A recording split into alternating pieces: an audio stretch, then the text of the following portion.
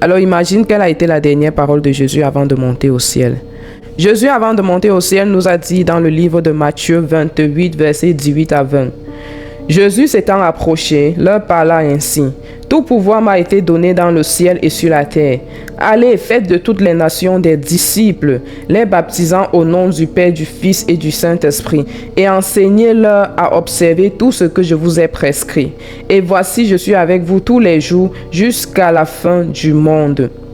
Voici la dernière parole de Jésus avant de monter au ciel. Ce n'était pas juste des mots, c'était une mission. Jésus nous a laissé la mission d'aller dans toutes les nations et de faire ses disciples. Pas les disciples d'un homme, mais ses propres disciples. Remarque bien, Jésus ne nous a pas demandé d'aller faire des convertis ou juste des croyants, mais Jésus veut que nous soyons ses disciples. Dans le dictionnaire, le mot disciple signifie quelqu'un qui apprend auprès d'un maître et qui met ses enseignements en pratique. Alors être disciple de Jésus, c'est d'apprendre auprès de lui, c'est de marcher avec lui, c'est de mettre ses paroles en pratique et de vivre selon ses enseignements. Nous avons tous été disciples d'un maître. Généralement, nos premiers disciples sont nos parents. Les enfants sont les disciples de leurs parents. Nous apprenons beaucoup d'eux, nous recevons l'éducation de base par nos parents. Alors, être disciple de Jésus, c'est vivre ce qu'il enseigne, mettre ses enseignements en pratique. Alors, un disciple de Jésus, c'est quelqu'un qui suit Jésus. C'est quelqu'un qui prend Jésus pour modèle. Ce n'est pas un disciple indépendant, mais il est dépendant de la volonté de Jésus. Il est attaché à sa parole. Il est attaché à ses enseignements. Il met ses instructions en pratique. Donc, on peut juste être un croyant sans être un disciple de Jésus. Et d'ailleurs, la parole de Dieu nous dit que même les démons croient en Jésus. Mais leur croyance en Jésus ne change en rien sur leur état de méchanceté.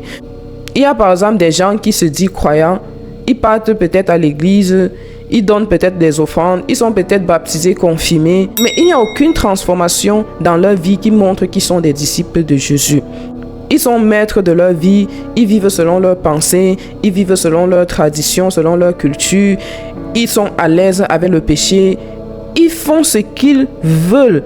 Enfin, ils ne sont pas dépendants de Jésus. La parole de Jésus, l'enseignement de Jésus ne les influence pas du tout. De telles personnes ne sont pas disciples de Jésus-Christ. Il est possible d'être un simple croyant sans être disciple de Jésus. La parole de Dieu nous dit dans le livre de Jacques que la foi sans les œuvres est morte. Lorsque nous donnons notre vie à Jésus, c'est une très bonne chose. Premièrement, déjà, il faut croire en Jésus. Il faut le confesser comme son Seigneur et Sauveur. Mais une fois que nous croyons en lui, nous ne devons pas nous arrêter là. La prochaine étape maintenant, c'est d'obéir à sa parole. C'est de le suivre et de mettre son enseignement en pratique. Et pendant que nous mettons l'enseignement de Jésus en pratique, nous sommes transformés au fur et à mesure à son image. Preuve numéro 1. Un vrai disciple a un amour suprême pour le Seigneur. Savoir si quelqu'un est un disciple de Jésus, c'est pas l'amour qu'il a pour le Seigneur Jésus. Dans le livre de Matthieu 22, verset 37, il est écrit: Tu aimeras le Seigneur ton Dieu de tout ton cœur, de toute ton âme et de toute ta pensée. Un vrai disciple aime le Seigneur de tout son cœur, de toute son âme et de toutes ses pensées. Tu ne peux pas être disciple de Jésus si tu n'es pas amoureux de lui. Ça, c'est un grand signe pour identifier si quelqu'un effectivement est juste un simple croyant ou s'il est disciple de Jésus. Et nous n'apprenons pas à aimer le Seigneur Jésus. Nous décidons de l'aimer. Pourquoi? Parce que nous avons reçu la capacité dès lors que nous l'avons confessé comme notre Seigneur et Sauveur. Lorsque nous disons oui à Jésus, la parole de Dieu nous dit dans le livre de Romains que le Saint-Esprit télécharge en nous l'amour de Dieu. Donc nous recevons l'amour de Dieu lorsque nous venons à Jésus. Et dès notre premier jour de conversion, nous avons cette capacité d'aimer le Seigneur Jésus de tout notre cœur. Donc un vrai disciple de Jésus est premièrement un amoureux fou de son maître. Alors comment savoir que quelqu'un aime le Seigneur Jésus? Il ne s'agit pas ici d'un amour émotionnel ou sentimental, bien même que les émotions soient présentes. Ça doit être un amour physique. Certaines personnes disent: ma relation avec Dieu est dans mon cœur. Ce n'est pas faux.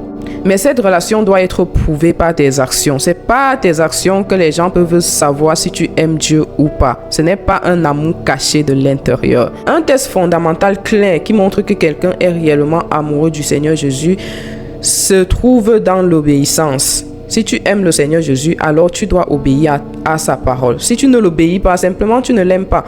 La parole de Dieu nous dit dans le livre de Jean 14, verset 15: Si vous m'aimez, gardez mes commandements. Et dans Jean 13, verset 17, si vous savez ces choses, vous êtes heureux pourvu que vous les pratiquez. Aimer le Seigneur Jésus implique une obéissance absolue. Nous ne pouvons pas dire que nous l'aimons, mais au même moment, nous n'obéissons pas à sa parole. C'est pas l'obéissance. Et pendant que nous obéissons à sa parole, pendant que nous le suivons, pendant que nous appliquons ses enseignements, nous grandissons au fur et à mesure. Nous sommes transformés au fur et à mesure à son image. Et nos proches peuvent témoigner. Nos voisins peuvent témoigner. Si les gens ne témoignent pas, si les gens ne voient pas le caractère de Jésus dans ta vie, alors il est fort possible que tu sois juste au niveau d'un simple croyant ou peut-être tu n'as jamais donné ta vie à Jésus. Croire en Jésus n'est pas un truc automatique où chacun se lève, il se décide, je fais ce que je veux de ma vie, de toute façon je crois en Dieu. Cela doit être visible par tes actions, par ton obéissance à la parole de Dieu. Alors voici une question simple que toi-même tu peux te poser. Marches-tu selon la volonté de Dieu ou selon ta propre volonté? Qui est maître de ta vie? Qui décide à ta place? Est-ce que tu es soumis à la parole de Dieu ou tu es soumis à toi-même? Y a-t-il des domaines de ta vie où tu désobéis consciemment à la parole de Dieu? As-tu la crainte de Dieu? Alors ces questions t'aideront à voir si tu aimes réellement le Seigneur ou non.